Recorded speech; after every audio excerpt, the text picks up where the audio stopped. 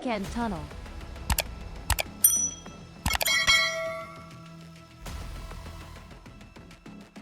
Hello everyone, this is the story about the world's longest undersea tunnel. This tunnel was built in a country famous for its engineering and talent.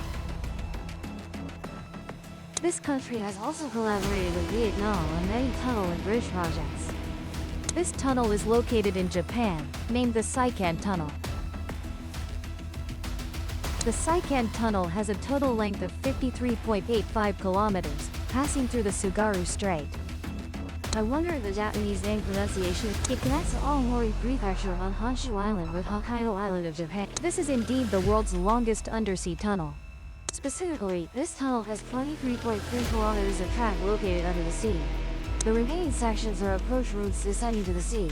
The deepest part of the tunnel is 240 meters. There are debates between this tunnel and the Channel Tunnel connecting France and England. The issue essentially lies in the criteria. The Channel Tunnel has a longer undersea section, but the total length of both ends does not equal the Seikan Tunnel's 53.85 kilometers in Japan. And to reiterate, this is the record for an undersea tunnel. The longest land tunnel is a tunnel in Switzerland, named the Gotthard Tunnel through the Alps. The total length of this land tunnel is 57 kilometers, 3 kilometers longer than the Seikan Tunnel, but it is on land. Construction on land compared to under the sea requires different techniques. To reiterate, this is indeed the world's longest undersea tunnel, the Seikan Tunnel. So why was it necessary to build this tunnel instead of using ships, boats, or ferries? The idea of connecting Japan's two main islands, Honshu and Hokkaido, via tunnel existed since the early 20th century. But the Japanese temporarily shelved this idea when entering World War II. The idea was only revived after the Great War, in which Japan was the defeated side. Connecting these two islands is extremely important because Honshu is Japan's largest island and the seventh largest in the world. Honshu accounts for up to 60% of Japan's total area. The largest city, economic and political center of Honshu is Tokyo. The most famous landmark of Honshu is Mount Fuji, also Japan's highest mountain at 3,776 meters. This is an active volcano, though it has been quiet for hundreds of years, but we must always be vigilant. Honshu lies on the Pacific Ring of Fire, with terrain mainly consisting of hills and mountains. Earthquakes frequently occur on Honshu. The Seikan Tunnel will connect Honshu Island with Hokkaido Island. Honshu is the largest island, and Hokkaido is Japan's second largest island. The center of Hokkaido is Sapporo City. Sapporo is famous for Sapporo beer and the Sapporo Ice Stadium, which has hosted competitions.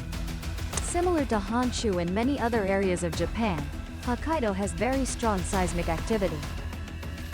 Thus, building a tunnel connecting these two islands faced major seismic challenges. Between the two islands is a strait, the Tsugaru Strait, approximately 130 kilometers long, with the deepest part being 450 meters and the narrowest part 19 kilometers. Normally, there are still waterway routes like ferries and ships to cross this strait. By the mid-20th century, specifically 1954, the Japanese using ferries to cross the strait was an essential need. Among these, one event changed Japan's history. 5 ferries sank in the strait during a typhoon, causing over 1,400 deaths. At that time, about 4 million people crossed the strait by ferry annually. That made the Japanese realize that crossing this strait by ferry was extremely risky and unsafe. Along with that, it was predicted that traffic volume between Hokkaido and Honshu would increase sharply in the following years, exceeding the ferry transport capacity. Finally, the Japanese government decided to build an undersea infrastructure project. Crossing the sea can be done in many ways, such as building a bridge or a tunnel. And ultimately, the Japanese chose the tunnel solution, despite unpredictable geological difficulties. The reason given was that compared to a bridge, the tunnel allows vehicles to avoid waves, wind, and bad weather, and does not disrupt activities taking place at sea. Because if there were a bridge across the sea, ships would face many difficulties passing through it. So the focus of this story is, how is the tunnel construction carried out? survey work for the tunnel construction began in 1946, just 1 year after World War II ended. And more than 20 years later, this project officially commenced. Tunnel construction started in September 1971, involving many complex techniques such as drilling and blasting through earthquake-prone areas. It is estimated that a total of 2,900 tons of explosives, 168,000 tons of steel, and 85,000 tons of cement were used to build the tunnel. Tunneling was conducted simultaneously from both the north and south ends, on both sides of the island. The land sections applied traditional mountain tunneling techniques. As for the 23.3 kilometers undersea section, a total of 3 main boreholes were drilled, forming 3 parallel corridors. Under the strait, at one point, the tunnel boring machine was abandoned after excavating less than 2 kilometers. Due to geological changes causing many difficulties, and the work had to be temporarily halted. After that, tunneling had to switch to other techniques, and the work continued accordingly.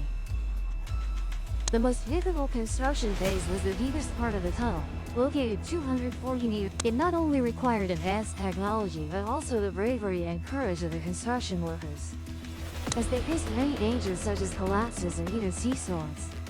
34 workers lost their lives during the construction of this project, despite Japan's reputation for workplace safety and discipline.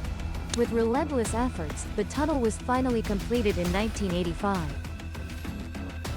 And on March 13, 1988, the Seikan Tunnel was officially put into operation.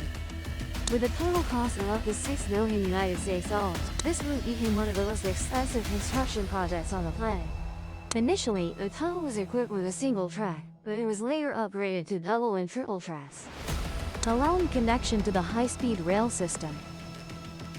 Of course, when entering the tunnel, high-speed trains are forced to reduce their speed. Japanese high-speed trains typically run at speeds of 320 km, but must slow down to only 140 km per hour when passing through the tunnel. The Japanese spent billions of USD to build this tunnel, so it must have many advantages. Soon after its operation, the Seikan Tunnel greatly contributed to Japan's economic, cultural, and social development. Specifically, it connects the 2 islands of Honshu and Hokkaido, Japan's 2 largest islands. All railway transport activities between the 2 islands pass through this tunnel. This route has welcomed millions of passengers and transported thousands of tons of goods annually. Most of the goods transported through the tunnel are agricultural products from Hokkaido, famous ones such as onions, potatoes, and dairy products. However, by the late 1990s, the frequency of trains through the tunnel began to decline.